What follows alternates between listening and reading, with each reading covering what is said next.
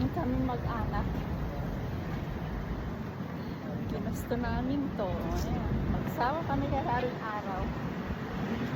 Ang sarap sa balat. Diyan pala kami naka-check-in, Hotel 101. Simpleng ano lang siya, simpleng hotel, pero malapit nga siya kay Jollibee. Ayan, kapitbahay ni Jollibee. Tapos Mall of Asia, tapos napakalapit lang niya sa airport.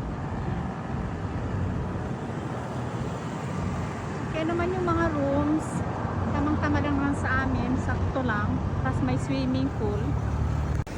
So ayan, ito yung pool nila. It's 1 p.m. Swimming daw sila. Ikan bada nestegang. Pinapaligo ko nitong mag-ako. Nakaligo na ako kaninang umaga. Ha?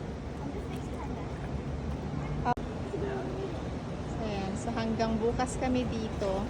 Tapos paano na kami sa Ilocos.